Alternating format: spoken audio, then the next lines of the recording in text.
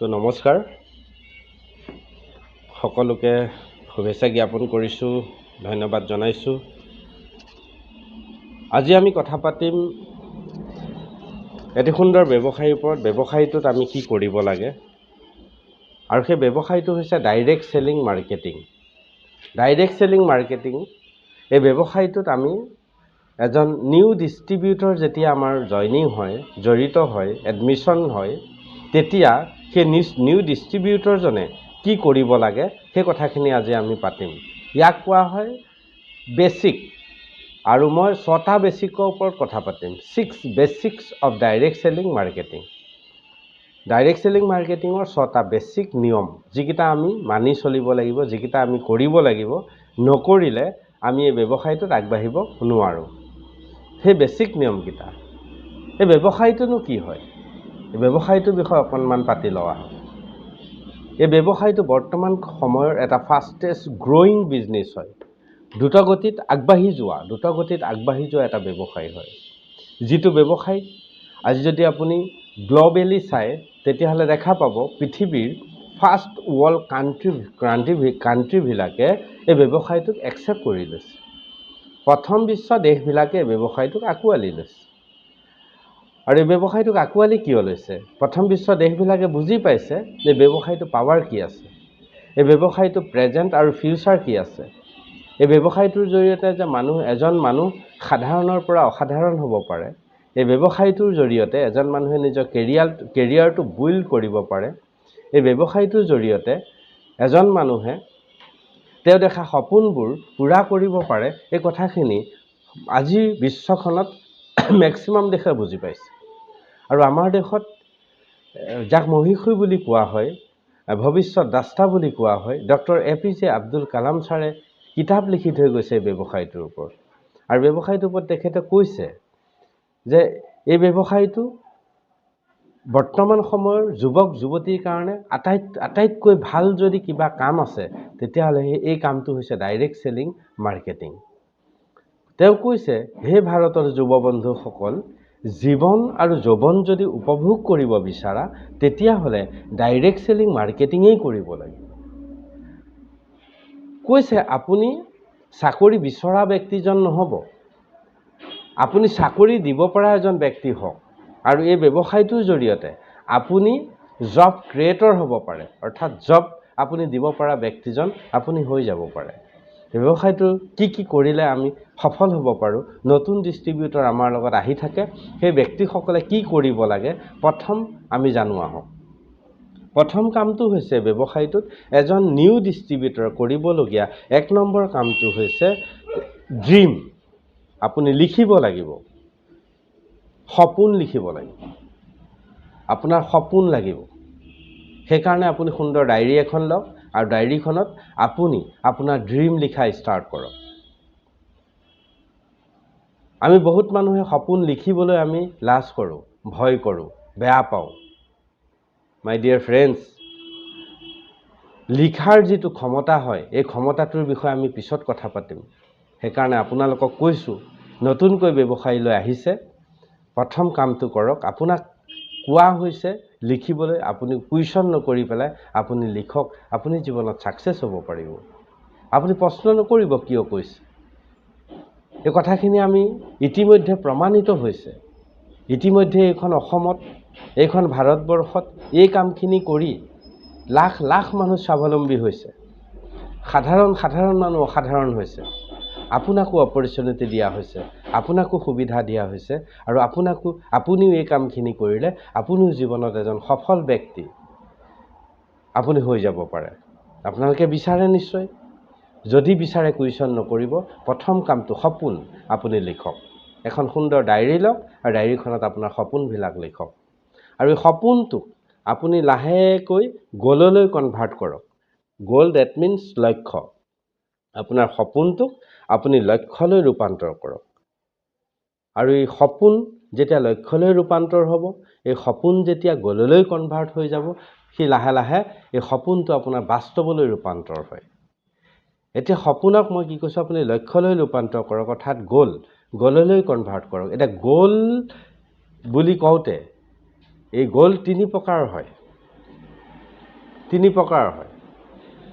আকৌ কৈছোঁ, short term গ'ল, মিড টাৰ্ম গ'ল এণ্ড লং টাৰ্ম গ'ল। Short term, mid term and long term, এই তিনি প্ৰকাৰ আমি গ'ল ছেট কৰিব লাগে। আৰু এই গ'লটো ছেট কৰোঁতে শ্বৰ্ট টাৰ্ম গ'ল, ধৰক এমাহ, দুমাহ, তিনিমাহ, ছমাহ, এবছৰৰ ভিতৰত আপুনি কি কি পাব বিচাৰিছে। মিড টাৰ্ম গ'ল, 2 বছৰ, 3 বছৰ, 2 বছৰ 3 বছৰৰ ভিতৰত আপুনি কি ল'ব বিচাৰিছে। লং টাৰ্ম গ'ল, 5 বছৰ 10 বছৰৰ ভিতৰত আপুনি কি পাব বিচাৰিছে, কি ল'ব বিচাৰিছে।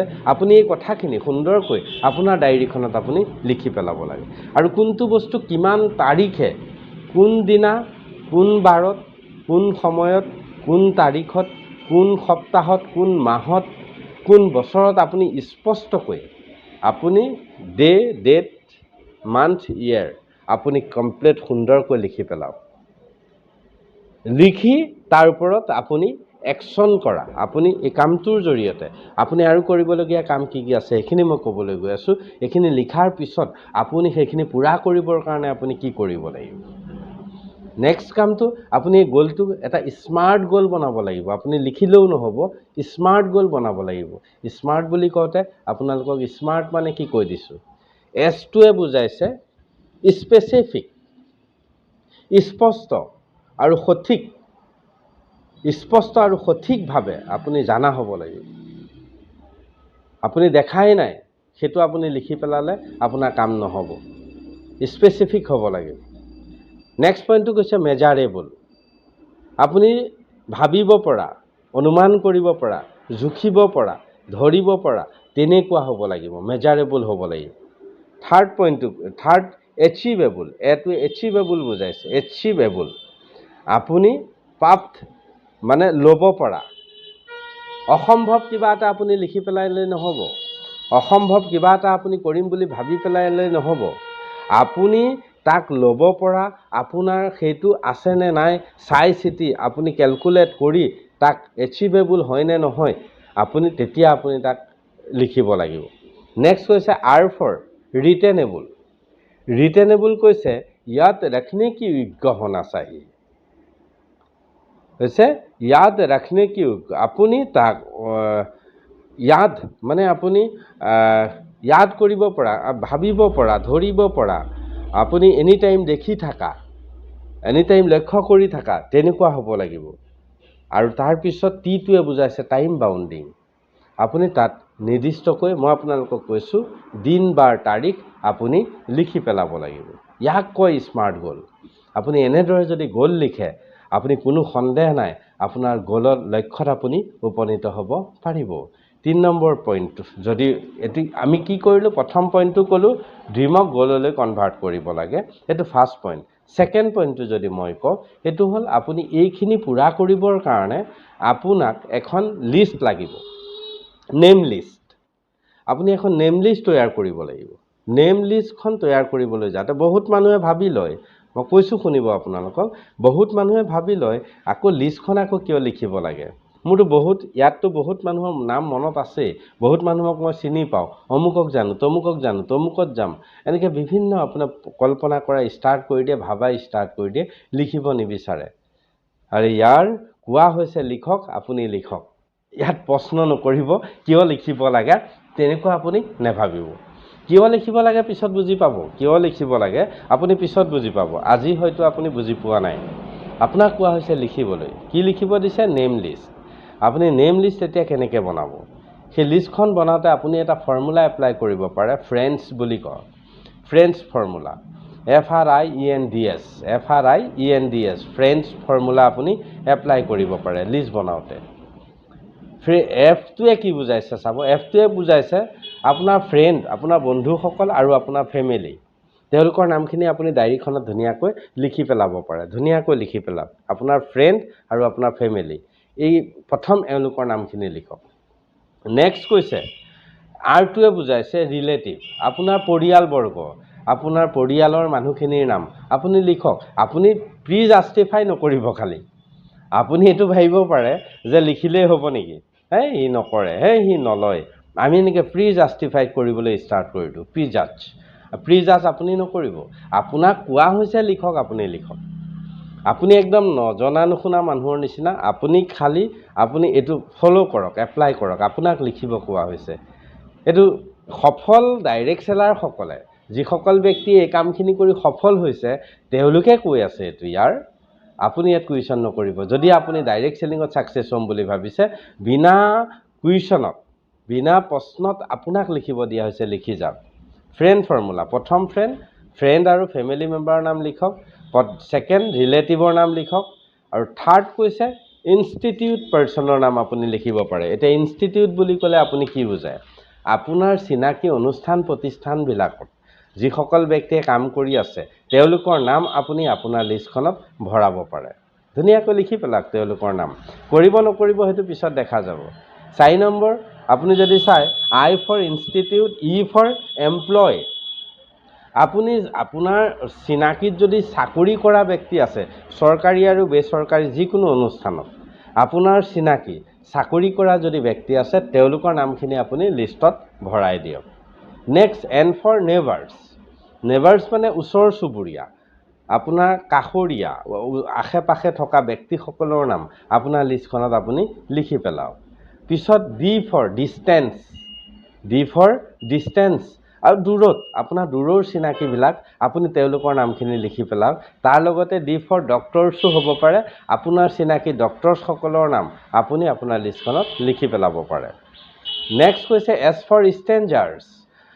আপুনি চিনি নোপোৱা ব্যক্তি, ক'ৰবালৈ গৈছে, তাত চিনাকি হৈছে, তেওঁৰ নামটো লিখি দিয়ক। ৰাস্তা দি গৈ আছে, হঠাৎ তেওঁৰ লগত চিনাকি হৈছে, তেওঁৰ নামটো লিখি দিয়ক।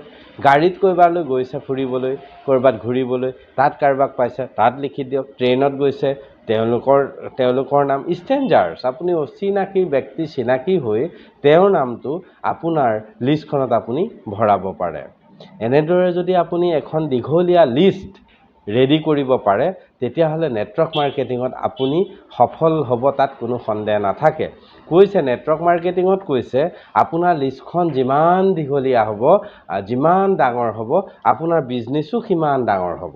আপোনাৰ লিষ্ট যিমান সৰু হ'ব, যিমান একেবাৰে কম মানুহ থাকিব, সিমান আপোনাৰ বিজনেছটো সৰু হৈ তলত থাকিব। গতিকে লিষ্ট যিমান ডাঙৰ, বিজনেছ সিমান ডাঙৰ। কোনো প্ৰশ্ন নাই, কোনো কুৱেশ্যন নাই, আপুনি খালি লিখি যাওক, প্ৰি জাজমেণ্ট নকৰিব। Number 3, invitation. আপুনি ইনভাইট কৰিব লাগিব। কাক ইনভাইট কৰিব? এই যে আপোনাক লিষ্ট বনাব দিয়া হৈছিলে, লিষ্টত থকা ব্যক্তিসকলক আপুনি লাহে লাহে আপুনি ইনভাইট কৰা ষ্টাৰ্ট কৰক। ক'লৈ ইনভাইট কৰিব? আপোনাৰ কোম্পানীত যিবিলাক ইভেণ্টছ হয়, যিবিলাক ছেমিনাৰ হয়, যিবিলাক প্ৰগ্ৰেম হয়, সেই ইভেণ্টছ, ট্ৰেইনিং, প্ৰগ্ৰেম, ছেমিনাৰ, এইবিলাকলৈ আপুনি তেওঁলোকক ইনভাইট কৰিব পাৰে। আৰু তাত কি হ'ব, সেই ইভেণ্টছত, সেই ছেমিনাৰত, সেই প্ৰগ্ৰেমবিলাকত বিভিন্ন মানুহ থাকিব, বিভিন্ন ডাঙৰ ডাঙৰ লিডাৰ্ছ থাকিব, তেওঁলোকৰ পৰা কথা শুনিব, আৰু বহুত এনেকুৱা কথা হয়তো শুনি যাব পাৰে তেওঁৰ জীৱনত কোনোদিন ভাবাই নাছিলে, আৰু তেওঁ সেইদিনাখন হয়তো অনুভৱ কৰি পেলাব, য়েছ, এই কামটো মোৰ কাৰণে হয়। তো ইনভাইট, আপুনি থাৰ্ড কামটো আপুনি কি কৰিব লাগিব? ইনভাইটেশ্যন কৰিব, ইনভাইট কৰিব লাগিব। ইনভাইট আপুনি ক'লৈ কৰিব? আপোনাৰ কোম্পানীটোৰ যিবিলাক সুন্দৰ সুন্দৰ প্ৰগ্ৰেম হয়, সেই প্ৰগ্ৰেমবিলাকলৈ, ইভেণ্টছলৈ, ছেমিনাৰলৈ আপুনি তেওঁলোকক ইনভাইট কৰক। কাক কৰিব? আপোনাৰ লিষ্টত থকা ব্যক্তিসকলক আপুনি ইনভাইট কৰক, আপোনাৰ লিষ্টত থকা। চাব, এটা কথা মই কৈ দিওঁ, আপুনি যদি প্ৰগ্ৰেমটোলৈ 10জন মানুহ নিম বুলি ভাবিছে, তেতিয়াহ'লে 10জনক মাতিলে কিন্তু 10জন মানুহ নাযায়, এই কথাটো মনত ৰাখিব। আপুনি সদায় বেছি মানুহক মাতিব লাগিব। আপুনি 10জনক নিম বুলি যদি ভাবিছে, তেতিয়াহ'লে কমচে কম আপুনি 20জনক মাতক, 30জনক মাতক, তেতিয়াহে 10জন মানুহ পাব। 10জন মানুহ মাতিলে 10জন নাযায়, 2, 3, 4, 5জন হয়তো যাব পাৰে। এই কথাখিনি আপুনি লক্ষ্য ৰাখিব। আপুনি 3 নম্বৰ পইণ্টটো বুজি পাইছে, ইনভাইট আপুনি কৰিব লাগিব। নেক্সট, পইণ্ট নম্বৰ 4, আপুনি কৰিবলগীয়া কামটো হৈছে STP। ইয়াক কোৱা হয় শ্ব' দ্য প্লান। আপোনাৰ ব্যৱসায়টোত কি কৰিলে তেখেতে আগবাঢ়ি যাব, তেখেতে ইনকাম পাব, তেখেতে কেৰিয়াৰ বিল্ড হ'ব, তেখেতৰ ফিউচাৰ চিকিউৰ হ'ব, তেখেতে টাইম ফ্ৰীডম পাব, তেখেতে ফাইনেন্সিয়েল ফ্ৰীডম পাব, তেখেতৰ ফেমিলি সিকিউৰ হ'ব এই গোটেই কথাখিনি আপুনি তেখেতৰ লগত বহি আপুনি প্লানটো দেখাব লাগিব আৰু কেনেকৈ কাম কৰিলে তেখেত আগুৱাই যাব এই গোটেই কথা বতৰা পতা দেখাই দিয়াখিনিকে সোডা প্লান বুলি কোৱা হয় আপুনি প্লান প্ৰেজেন্টেশন কৰা বুলি কোৱা হয় বহুত ইম্পৰ্টেন্ট কাম হয় আপুনি প্লান প্ৰেজেন্টেশন দিবই লাগিব আপুনি তেওঁক দেখাবই লাগিব যে কৰিলে কি পাব পাৰে এই গোটেইখিনি দেখুৱাৰ পিছত আপুনি সব সুন্দৰকৈ দেখালে সব কথা তেওঁ বুজিলে নেক্সট কামটো হ'ব তেখেত যদি হেই আপুনি দেখুৱাৰ পিছত তেওঁক আৰু খবৰ নলয় তেওঁ ওচৰলৈ আৰু নাযায় তেতিয়াহ'লে তেওঁ এই কামটো আগবাঢ়ি নাহে তেওঁ কামটো নকৰে তেনেকুৱা আমাৰ লগত বহুত আমি প্ৰেক্টিকেল কথা পাতি আছো ইয়াৰ এইবিলাক প্ৰেক্টিকেল কথা পাতি আছো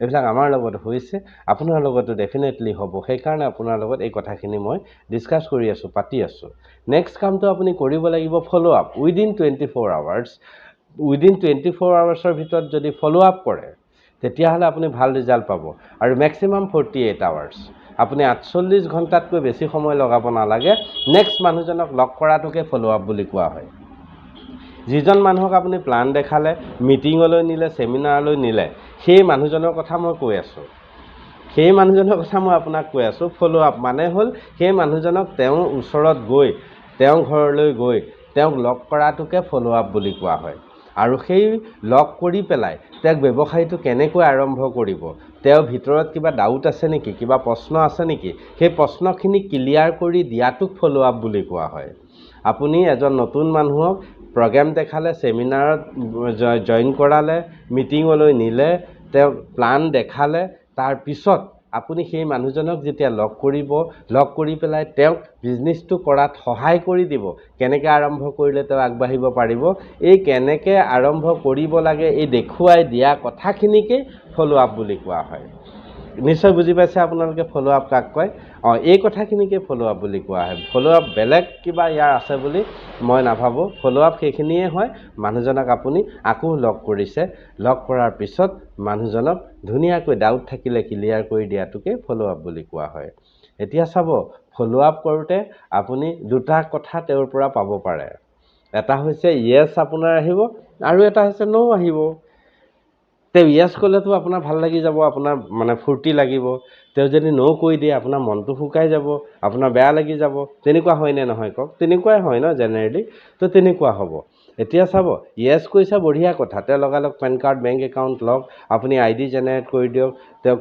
একদম পুৰা গোটেই এপছ ডাউনলোড কৰি দিয়ক ডাউনলোড কৰি তেওঁক ক'ত কি আহে কেনেকৈ আইডি টকা লগাব লাগে হয় কেনেকৈ KYC আপডেট দিব লাগে এই কথাবিলাক লাহে লাহে তেওঁক গোটেইবিলাক শিকাই দিয়ক ইয়েস যদি হৈছে যদি নো হৈছে তেতিয়া আপুনি কি কৰিব আপুনি মন শুকুৱাই নিদিব তেতিয়া এটা সুন্দৰকৈ হাঁহি মাৰিব হয় দাদা হয় বাইদেউ হয় ছাৰ মই ভাবিছিলোঁ যে আপুনি এই ব্যৱসায়টোৰ কাৰণে সময় দিব নোৱাৰিব ক'তনো পাৰিব আপুনি ইমান বিজি থাকে একদম ভিতৰৰ পৰা দিলছে কথাখিনি পাতিব আপুনি ইমান ব্যস্ত থাকে আপোনাৰ সময় নাই মই গম পাওঁ তাৰ পিছতো মই ভাবিছিলোঁ যদি আপুনি কৰে আপোনাৰ সময় নাই আপোনাৰ লগত হয়তো বহুত সময় থকা ব্যক্তি থাকিব পাৰে তেওঁলোকক যদি আপোনাৰ লগত জড়িত কৰায় আমি তেওঁলোকক সময় দিওঁ তেওঁলোকে আমাৰ লগত এক হৈ পেলাই কাম কৰে আপোনাক আগুৱাই লৈ যাব পাৰিম বুলি ভাবিছিলোঁ তেতিয়া মানুহজনৰ হয়তো কৰবাত ক্লিক কৰি দিব পাৰে ইয়েস মোৰহে সময় নাই মই হয়তো তেনেকৈ কৰিলে মই যদি অমুকক যদি লগাই দিওঁ অমুকক যদি মোৰ লগত লৈ আহোঁ তেতিয়াহ'লে ব্যৱসায়টো আগবাঢ়ি যাব এই পৃথিৱীখনত সব মানুহে মাই ডিয়াৰ ফ্ৰেণ্ডছ এটা বস্তু বিচাৰে তেওঁ কৰিলে তেওঁ কি পাব তেওঁ কি প্ৰফিট হ'ব এইখিনি কিন্তু সব মানুহে বিচাৰে তেতিয়া তেওঁ প্ৰফিটখিনি আপুনি যদি আঙুলিয়াই দিব পাৰে তেওঁ নো হোৱাৰ পিছত যে ভাবিছিলোঁ দাদা এনেকুৱা হ'ব মই ভাবিছিলোঁ আপোনাৰ সময় নাই আপোনাৰ চিনাকি কোনোবা ব্যক্তিৰ দ্বাৰা আমি যদি ব্যৱসায়টোক আগুৱাই লৈ যাওঁ আপোনাৰ কৰবাত নহয় কৰবাত ভাল হ'ব নাই কক আপোনাৰ ব্যৱসায়টো আপুনি সময় নিদিলেও আগবাঢ়ি যাব নাই কক তে মানুহজনে নাযাব বুলি ক'ব নেকি মানুহজনটো ক'ব ইয়েস যাব বুলি তেতিয়া কি হ'ব সেই মানুহজনক আপুনি যদি তাৰ পিছতো তেওঁ ইয়েসলৈ নাহে তেতিয়াহ'লে ক'ব ঠিক আছে দাদা আপোনাক পিছত আমি লগ কৰিম বাট আপুনি আজি মই আপোনাক এটা ৰিকুৱেষ্ট কৰোঁ আমাৰ এনেকুৱা প্ৰডাক্ট আছে আপুনি হেল্থ কেয়াৰ প্ৰডাক্ট থাকিলে হেল্থ কেয়াৰ প্ৰডাক্ট দিব পাৰ্সোনেল কেয়াৰ প্ৰডাক্ট আছে যদি পাৰ্সোনেল কেয়াৰ প্ৰডাক্ট দিব এগ্ৰি কেয়াৰ প্ৰডাক্ট যদি প্ৰয়োজন আছে তেওঁক এগ্ৰি কেয়াৰ প্ৰডাক্ট দিওঁ জেনেৰেলি চাওক মানুহক তেওঁ ব্যৱহাৰ কৰি পেলাই ৰিজাল্ট পোৱা প্ৰডাক্ট বেছিকৈ ৰেকমেণ্ড কৰিব নো অহাৰ পিছত সেই মানুহজনক যদি আপুনি প্ৰডাক্ট ৰেকমেণ্ড কৰি দিয়ে নহয়, মানুহজনী প্ৰডাক্ট যদি ইউজ কৰে, বিশ্বাস ৰাখক আপুনি গুচি অহাৰ পিছত প্ৰডাক্ট যদি তেওঁ ইউজ কৰে, প্ৰডাক্টে তেওঁক ৰেগুলাৰ ফ'ল' আপ দি থাকিব। আৰু প্ৰডাক্ট ব্যৱহাৰ কৰি যদি মানুহৰ ভাল লাগি যায়, তেতিয়াহ'লে সেই মানুহজন আহি থকা 1 মাহ 2 মাহ 3 মাহৰ পিছত আপোনাৰ লগত হয়তো য়েছ কৈ দিব, আপোনাৰ লগত ধুনীয়াকৈ কামো কৰিব। কাৰণ তেওঁ প্ৰডাক্ট ইউজ কৰিছে, তেওঁ কনফিডেন্স বাঢ়িব। আৰু যেতিয়া এজন মানুহৰ বিলিভ হৈ যায় ন এটা বস্তুৰ ওপৰত, তেতিয়া সেই বিশ্বাসটোৱে মানুহজনক কাম কৰাত উদগনি জগাই, আগ্ৰহ দিয়ে, আৰু তেতিয়া মানুহে য়েছ কৈ দিয়ে। সেইকাৰণে কেতিয়াও দুখ নকৰিব, মানুহজনক তেওঁ কি প্ৰয়োজন আছে সেইটো চাব, আৰু চাই পেলাই মানুহজনক প্ৰডাক্ট ইউজ কৰাই দিয়ক। দেখা পাব সেই মানুহজনে এদিন নহয় এদিন আপোনাৰ লগত কাম কৰিবলৈ আহিব। আপুনি নথকাত ফ'ল' আপ কোনে কৰিব? আপুনি দিয়া প্ৰডাক্টটোৱে সদায় ফ'ল' আপ কৰি থাকিব। এই কথাখিনি আপুনি মই লক্ষ্য ৰখা দৰকাৰ আছে। নেক্সট পইণ্টটো নাম্বাৰ 6, একদম শেষৰ পইণ্টটো 6 নাম্বাৰ। এই পইণ্টটো হৈছে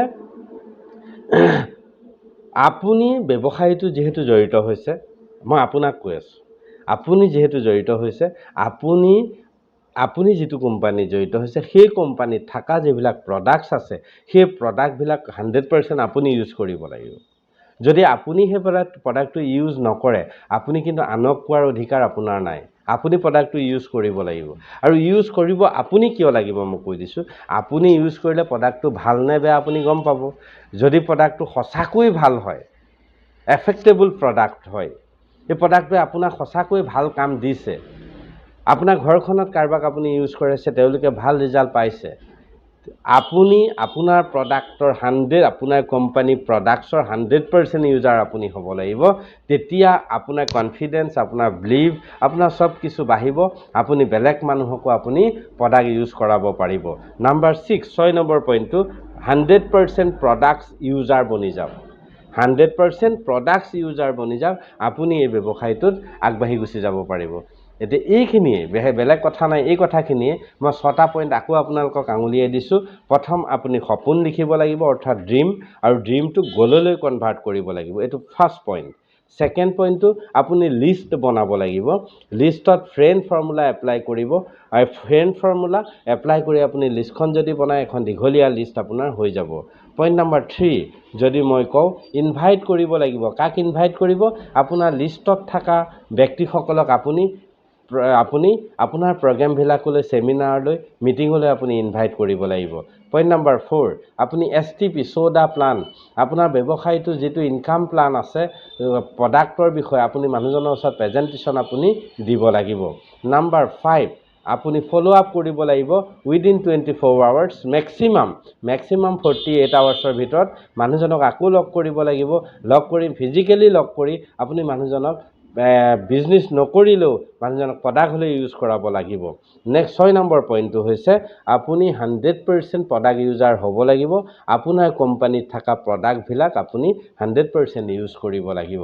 এই 6টা পইণ্ট যদি আপুনি গুৰুত্ব দিয়ে, একদম নিঃসন্দেহে আপুনি এই ব্যৱসায়টোত আগুৱাই যাব পাৰিব। তাত কোনো সন্দেহ নাই। আপুনি সন্দেহ নাৰাখিব। আপোনাক কৰিব দিয়া হৈছে, আপুনি কৰক। একদম বিশ্বাস ৰাখক, আপুনি আগবাঢ়ি যাব পাৰিব। আৰু দীঘলীয়া নকৰোঁ, 6 বেচিক অফ ডাইৰেক্ট চেলিং, মই এই কথাখিনি আপোনালোকক জনালোঁ। আপোনালোকৰ কিবা থাকিলে মোক কমেণ্ট কৰিব। মই আৰু নেটৱৰ্ক মাৰ্কেটিঙৰ ওপৰত আপোনালোকক আৰু বহুত কিবা কিবি আছে, সেইবিলাক লাহে লাহে জনাম। আপুনি যদি স্পেচিয়েলি কিবা জানিব বিচাৰিছে, মোক কমেণ্ট কৰিব, মই আপোনাক সেইখিনি সহায় কৰিম। ইমানখিনিকে কৈ আজিৰ এই সুন্দৰ 6 বেচিক্স অফ ডাইৰেক্ট চেলিং, এই যিটো ট্ৰেইনিং আছিলে, এই যিটো প্ৰেজেণ্টেশ্যন প্লান আছিলে, এইটো মই শেষ কৰিছোঁ। Wish you all the best. Thank you. জয় হিন্দ, জয় my life style. Thank U.